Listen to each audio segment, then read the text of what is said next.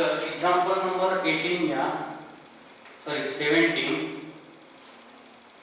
Example number 17 is evaluate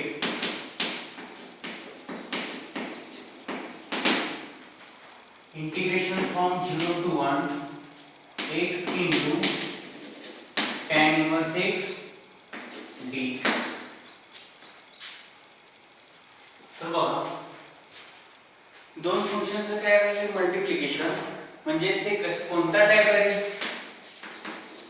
definite integral by parts, म्हणजे integration by parts. Use integration by parts. मग आता इथं limit दिले म्हणजे डेफिनेट इंटिग्रलचं एक्झाम्पल आहे, बरोबर. मी अगोदरच म्हटलं होतं हे सगळे मिक्स्ड एक्झाम्पल आहेत, तर आपल्याला टाइप ओळखता आला पाहिजे. तर बघूया सोल्युशन. काय दिले, integration let I equal to integration from 0 to 1 x into tan inverse x dx. मग बाय पार्ट्सच्या अगोदर पहिला कोणता रूल यूज करतो, कोण सांगेल, by LIATE rule. By LIATE rule. मग x कशात येईल, अल्जेब्राइक मध्ये, बरोबर. आणि tan इन्व्हर्स कशात येईल, इन्व्हर्स फंक्शन मध्ये. क्रॉस झाल्यावर आपण फंक्शन एक्सचेंज करतो, इंटरचेंज करा.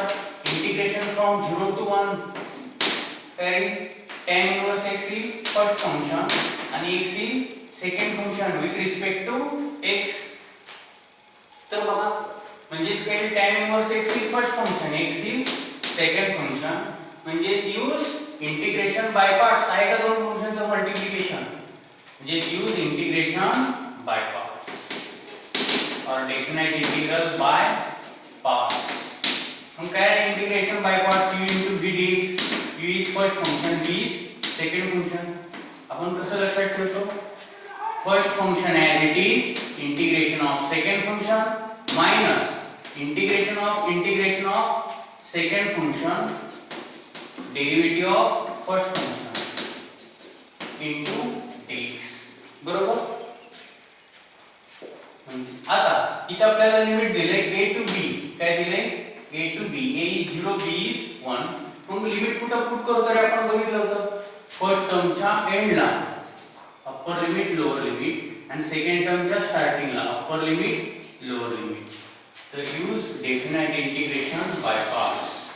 हम सॉल्व करूया इंटिग्रेशन. काय, first function as it is integration of second function minus integration of second function derivative of first function, म्हणजे जी dy dx ऑफ tan इन्व्हर्स x dx. म्हणजे काय लिहितो, tan इन्व्हर्स x आहे इथे. आता लिमिट पुट करूया, कुठे रे, फर्स्ट टर्मच्या एंडला.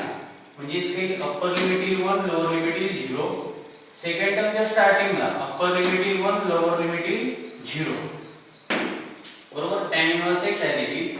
मग x चं इंटिग्रेशन काय होईल, जिथं पॉवर काय नसते तिथं 1 पॉवर असते, बरोबर. म्हणजे use x raise to n. Use x raise to n. कोण सांगेल रे, इनडेफिनेट मध्ये बघितलं होतं आपण x रेज टू n चं इंटिग्रेशन काय येतं, इनडेफिनेट इंटिग्रेशन मध्ये x raise to n plus 1 upon n plus 1 plus c. मग आता इथं put n equal to n ची पॉवर n ची व्हॅल्यू किती आहे, 1. n 1 पुट केला तर काही 1 plus 1 is 2, 2 by 2 डायरेक्टली लिहायचं. मग x चे इंटिग्रेशन येईल x square by 2 upper limit lower limit minus integration from 0 to 1 integration of x is x square by 2. Same इथे इथं आलंय तेच इथे.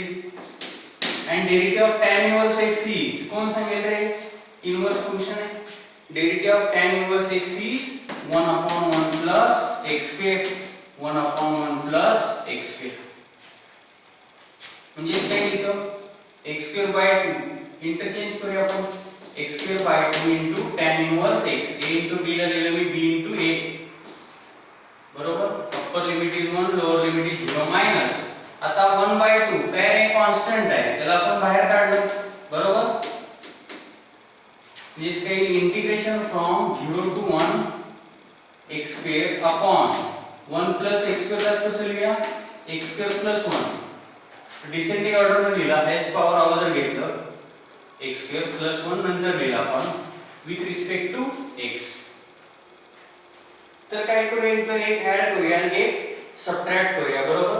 म्हणजेच काय लिहितं, x is replaced by upper limit minus x is replaced by lower limit.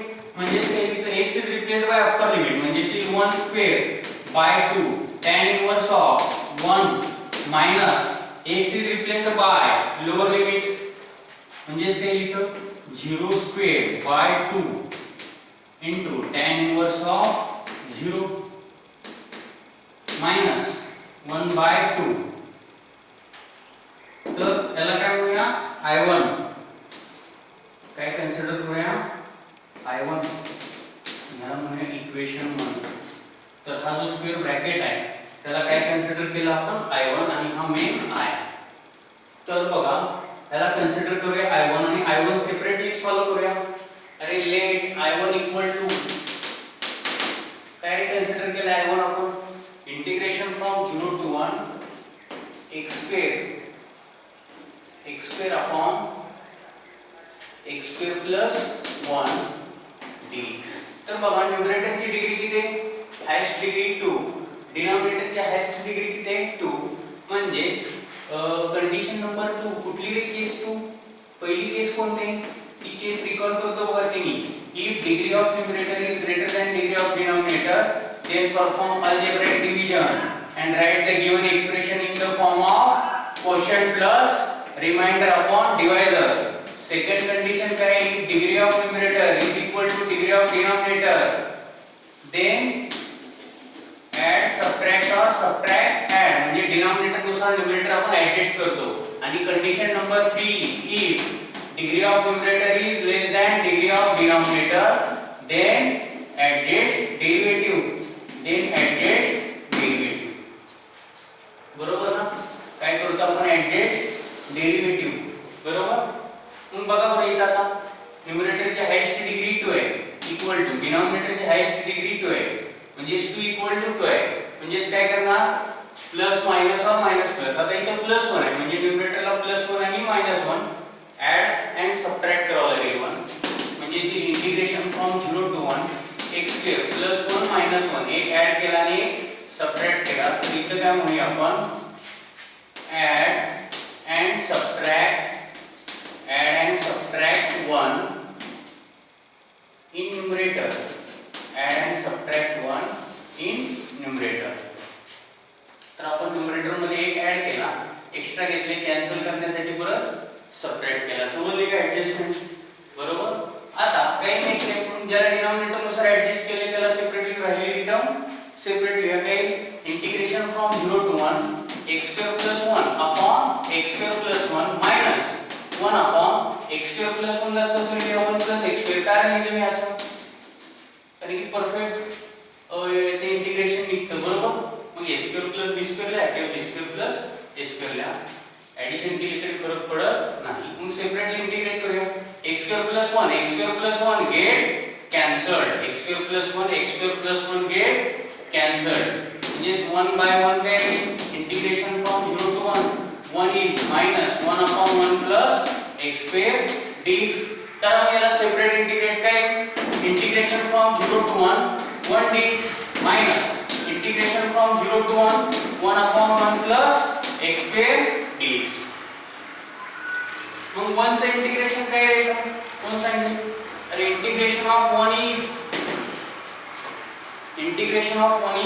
x plus c.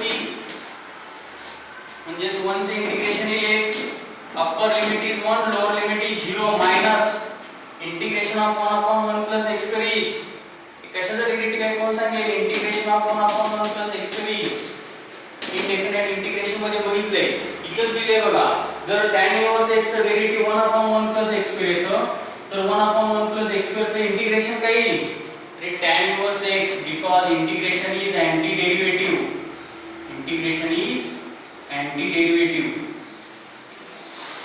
म्हणजे तिथे tan inverse x upper limit lower limit. मग डेफिनेशन यूज करूया और fundamental theorem of integral calculus x is replaced by upper limit minus x is replaced by lower limit minus x is replaced by upper limit minus x is replaced by lower limit. Just 1 minus 0 is 1 minus tan inverse 1 is tan inverse 1 is 45 degree. कारण tan 45 असतो 1. tan 45 is 1. 45 म्हणजे how much radian? pi by 4.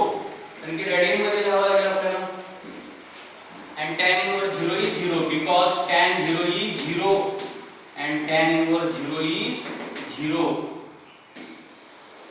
Yes, tan inverse 1 का equate करणार pi by 4. pi by 4 कारण की tan 45 1 असतो म्हणजे जर डिग्री रेडियन मध्ये करायचं म्हटलं तर दिलेल्या डिग्रीला कितीने मल्टिप्लाय करतो pi by 180 ना. फॉर एक्झाम्पल सांगतो बघा इथे मी दिलेल्या डिग्रीला कितीने मल्टिप्लाय करणार pi by 180 ना म्हणजे काय लिहितो 45 into 4 180. 45 into 4 180 म्हणजे येतं pi by 4 minus tan inverse 0 is 0 and 0 into something 0 म्हणजे 0 आला म्हणजे काय राहिला i1 is 1 minus pi by 4 minus 0 is pi by 4. ती व्हॅल्यू मिळाली i1 ची. काय मिळाली व्हॅल्यू i1 ची. तर आता हा जो i1 आहे तो कुठं पुट करूया रे 1 मध्ये. कुठं पुट करूया 1 मध्ये. put i1 in 1. say put value of i1 in 1. put value of i1 in 1. बघा finally we get I 1 square is 1 1 by 2. tan inverse 1 माहिती आहे आत्ताच बघितलं आपण. tan inverse 1 is pi by 4. tan inverse 1 is pi by 4 minus 0 square is 0. tan inverse 0 0 0 into something म्हणजे हे पूर्ण टर्मच काय होऊन जाईल रे 0 होईल